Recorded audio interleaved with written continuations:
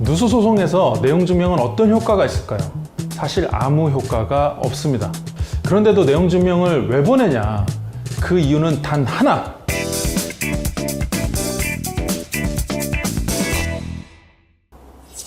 니키피디아 이영근 변호사입니다. 최근에 누수 상담이 엄청 늘었습니다. 누수 상담이 폭증할 때가 장마철, 겨울 동파, 그리고 휴가철 직후인 것 같습니다. 오늘은 상담하다 보면 내용 증명에 대한 문의가 굉장히 많습니다. 근데 그 해답을 시원하게 알려드리겠습니다. 우선 간단한 것부터 먼저 알려드릴게요. 내용 증명, 의뢰인 본인께서 직접 써도 되냐? 당연히 직접 쓰셔도 됩니다. 그럼 내용 증명 작성만 변호사 선임이 가능하냐? 네, 당연히 가능합니다.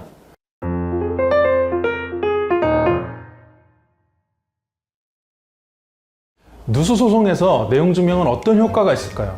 사실 아무 효과가 없습니다. 정확하게는 별다른 법률상 효과가 없습니다.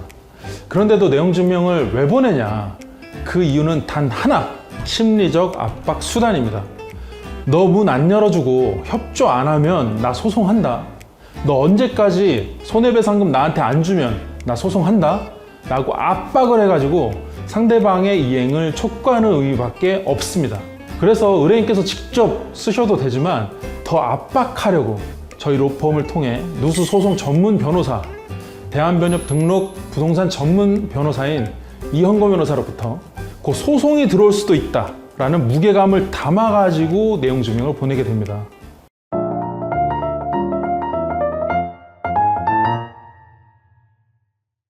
누수 소송에 앞서서 제일 먼저 생각하셔야 되는 게 뭐죠?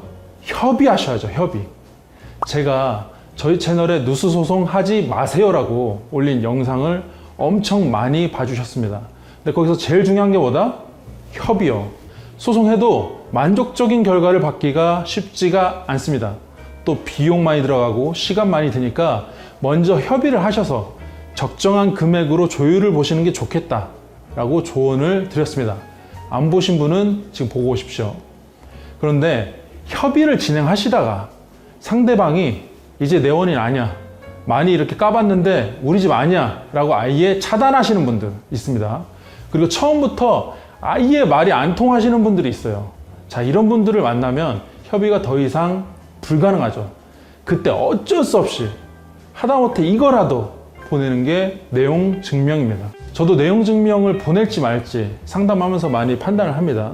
그때 이제 제일 유심히 검토하는 게 상대방이 협의를 해온 내용을 보면 그 태도를 봤을 때 이 사람이 내용 증명을 받으면 압박을 느껴서 이행할 가능성이 있는 사람이냐, 조금이라도 그 가능성이 있는 사람이냐 없는 사람이냐, 그 가능성이 보이면 내용 증명을 보내고 그 가능성이 없다, 얘는 달고 다른 사람이다, 얘는 소송을 많이 아는 사람이다, 변호사도 이미 선임했거나 아는 변호사가 많다, 그러면 그냥 소송 바로 진행하시라고 조언을 드리는 편입니다.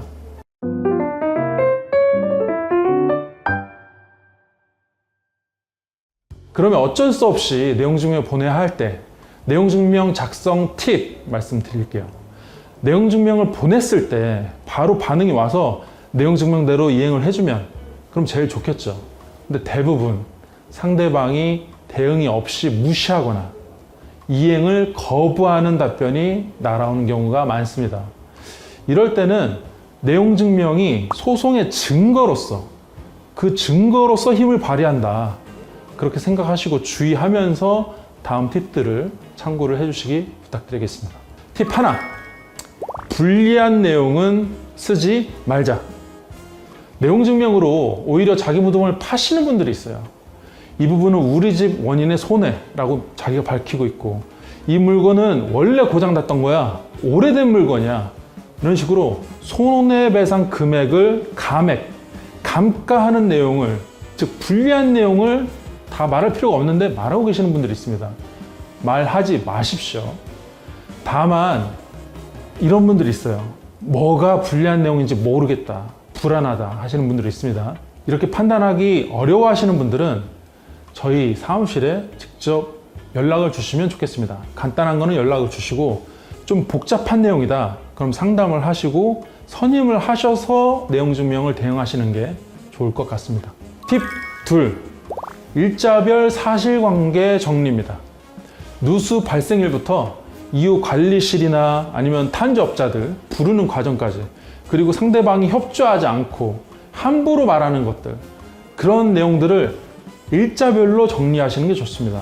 그렇게 상대방의 의무 불이행을 구체적으로 기재하시는 것을 추천드립니다. 의뢰인이 상담하시기 전에 미리 내용 증명을 주고받고 오시는 분들이 있어요. 그러면 일자별로 잘 정리된 내용 증명을 제가 보면 그 내용을 참고해서 소송을 진행하기가 매우 편해집니다. 소장을 작성하기도 굉장히 편해져요. 근데 이거는 저희만 편해지는 게 아닙니다. 그 내용 증명을 증거로 제출하죠. 그래서 판사님이 그 내용 증명을 확인하고 그 상황을 소상하게 깊게 알게 되셔서 그림이 머릿속으로 쫙 그려지시는 거예요. 그래서 판결에도 좋은 결과가 올 수 있다. 그래서 일자별 사실관계 구체적으로 적으시는 걸 추천드립니다. 팁 셋. 상대방의 거짓 주장, 거짓 사실관계를 주장하면 즉시 그에 대해서 답변하거나 바로 소송을 제기하시기를 부탁드립니다. 상대방이 거짓 주장을 해요. 근데 거기에 대해서 우리가 답변하지 않고 시간이 흘러버리면 상대방은 우리가 인정하니까 답변하지 않는 거다라고 나중에 주장할 수가 있습니다. 이건 소송에서도 똑같아요. 소송도 마찬가지인데 상대방이 어떤 주장을 했을 때 우리가 항변, 서면을 내지 않으면 다투지 않는 사실로 보는 경우가 있기 때문에 다른 사실로 바로 답변을 하거나 아니면 소송을 바로 제기해서 사실과 다르다는 항변을 남기시길 바랍니다. 이상 내용 증명에 대한 다양한 질문에 대한 해답을 알려드리는 시간을 가져봤습니다. 억울한 사람 없도록 니케피디아 이현권 변호사였습니다.